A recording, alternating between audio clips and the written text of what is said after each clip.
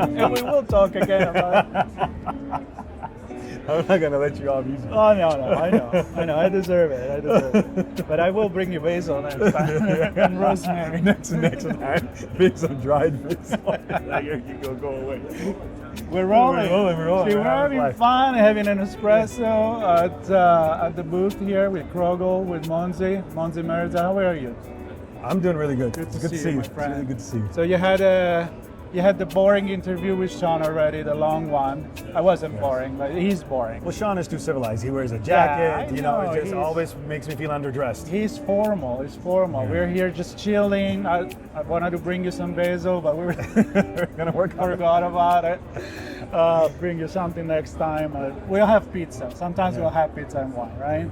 So, Black Hat 2026. Big booth, all yellow, all over the places. Maybe the cameraman, Sean, will show you around. Yeah. And you have a great location. I'm going to say the best location in very fortunate. in the venue. And how is it going? It's been great. We've been here since Monday, and the community reaction to our free download has been really good, and just the reaction to the openness. There's a lot of companies who want to do work in AI, but they're not very open. We have a hackathon going on right behind the wall, just right behind us, where people are downloading Crogl. We have a free download that we announced last week, and they're downloading it, they're hacking on it, they're competing in challenges, and it's been amazing. I love it. So a lot of action going on. Anything that kind of surprised you from this event this year?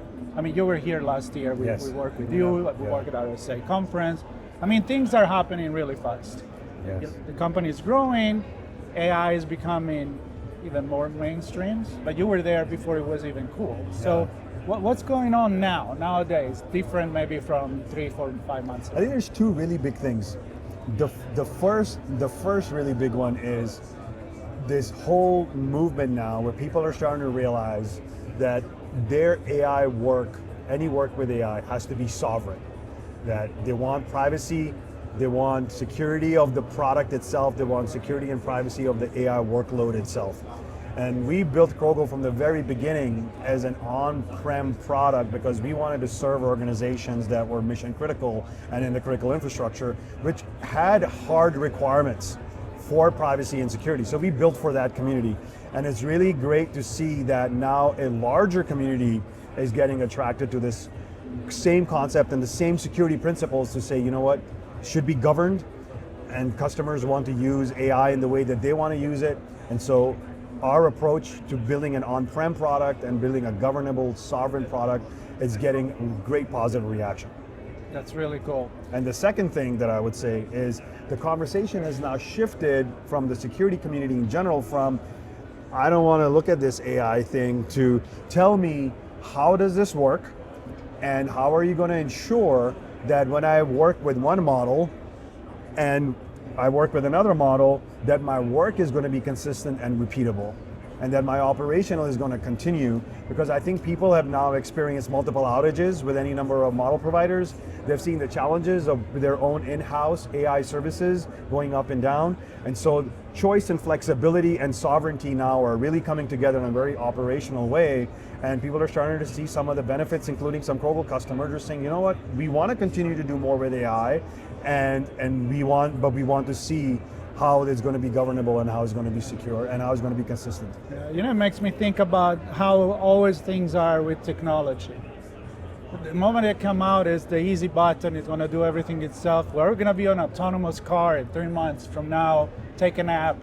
And then it's like, okay, 5 years later, 10 years later, like, what's going on? Because then we break and we realize, the human needs to be in the middle, it needs to control, and you can't just outsource everything. I think we're in that phase where like AI is here to stay, it's in the SOC, but it's helping us, it's facilitating. It's not these magic buttons that you push and it does everything itself. Well, we're getting that feedback. So, and that too was a pendulum. It started out with, don't want to deal with it, then went to human in the loop, And then a whole bunch of people started talking about, well, but it could be autonomous. And so now we're getting to a point, just like the Crogl customers, where they're using Crogl both interactively and they're using it fully autonomously as well. Because people are starting to realize— To a certain level. Yeah, to a certain level, exactly. And because people are starting to realize, look, there are certain things where the human, one, shouldn't be in the loop,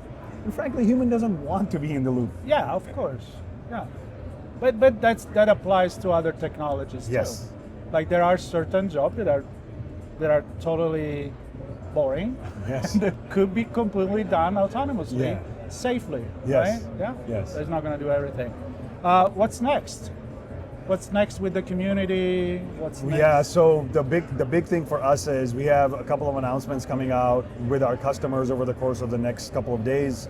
In terms of how they're using it, a couple of very, very large customers, globally recognizable customers, and we're going to see those announcements coming out.